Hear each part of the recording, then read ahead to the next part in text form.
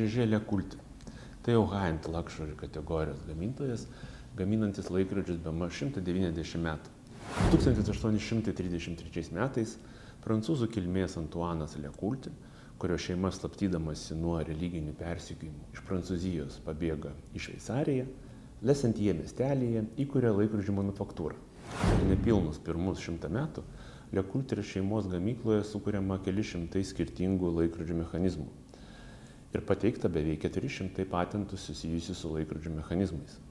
Kai kurie iš Lekultė atradimų dabar mums atrodo savaime suprantami, bet mums įprasta užvedimo karūnėlė laikrodyje, kurią patraukus galima reguliuoti valandas ir datą, tai būtent Lekultė atradimas, pakeitęs buvusius ir dažnai pametamus užvedimo raktelius. Be to, reikia pabrėžti, kad ilgą laiką Lekultė gamina mechanizmus net Patek Philippe ir Cartier laikrodžiams. Cartier net buvo sukurtas atskiras mažiausias tais laikais mechanizmo kalibras numeris 101, kurį sudarė tik 100 atskirų detalių ir svėrė jis 1 gramą. Taip mechanizmas buvo ir pavadintas 101. 1903 metais Šveicarijos laikrodžių gamintojai iš Prancūzijos laikrodininko tiekusio laikrodžius Prancūzijos laivynai Edmondo Žežė gauna užsakymą pagaminti ploniausią, bet tuo pačiu labai tikslų mechanizmą.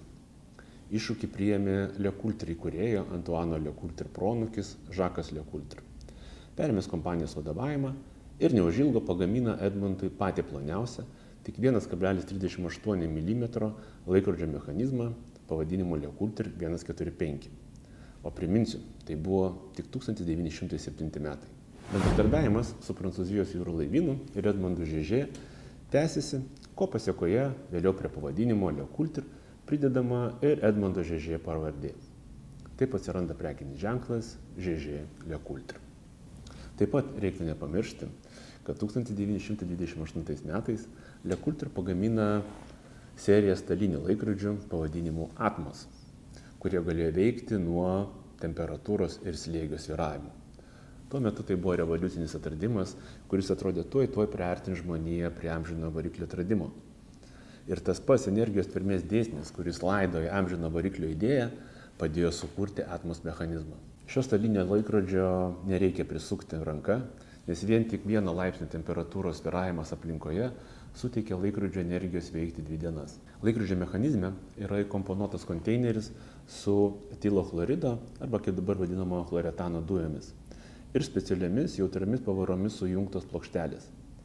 Visa šita sistema yra ypatingai jautri šilumai, nes chloretano dujos turi aukštą plėtimosi koeficientą. Keičiantis sistemoje dujų stūriui nuo temperatūrų svyravimo, pavaros šią energiją naudoja besisukančiai švytuoklei judėti ir taip užtikrina laikrodžio veikimą, galima sakyti, amžinai. 1931 metais Lekultė pagamina ir pristato pirmus Reverse serijos laikrodžius, kurie iš pradžių buvo skirti polo žaidėjams. Britanijoje ir Indijoje populiarus žirgų sportas, ilga lazda daužant medinį kamuoliuką, tuo pačiu negailestingai niokodavo ir ant sportininko riešo segėtų laikrodžių stikliukus.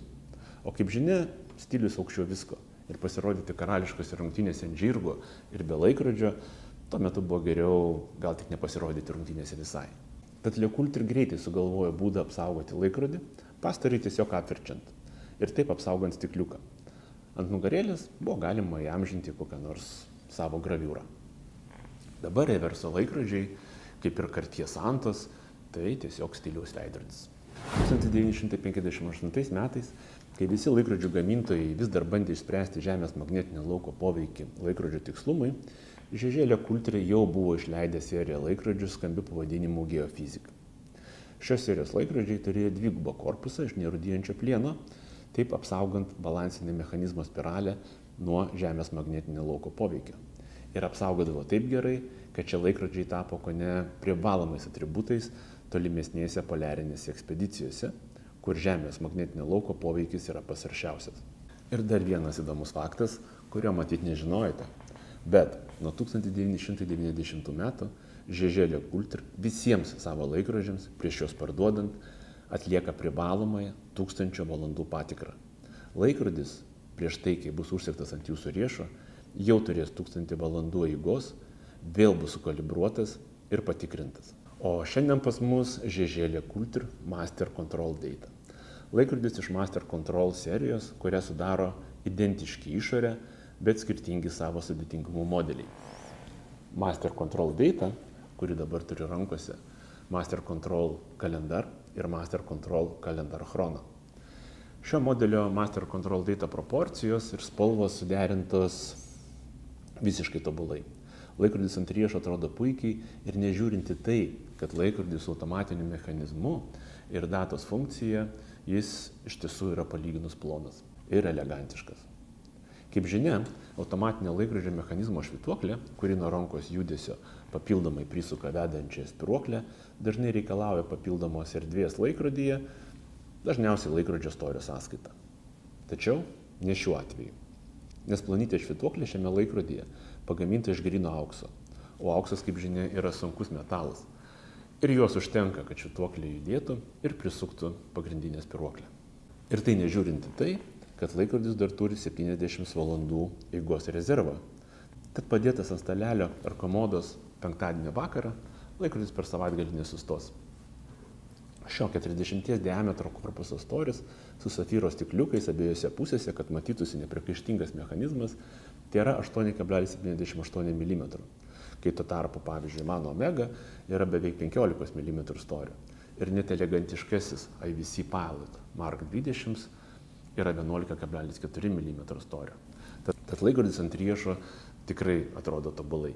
Be to, kaip ir minėjau, šis laikrodis praėjo 1000 valandų patikrinimą. Ir tik po pakartotino kalibravimo jis atkeliavo pas mus. Tai tik dar kartą patvirtina, kad Žeželė Kultur nebereikalo užima garbingą vietą high-end luxury kategorijos, tokiais vardais kaip Patek Philippe, Audemars Piguet, Breguet arba Cheron Constantin.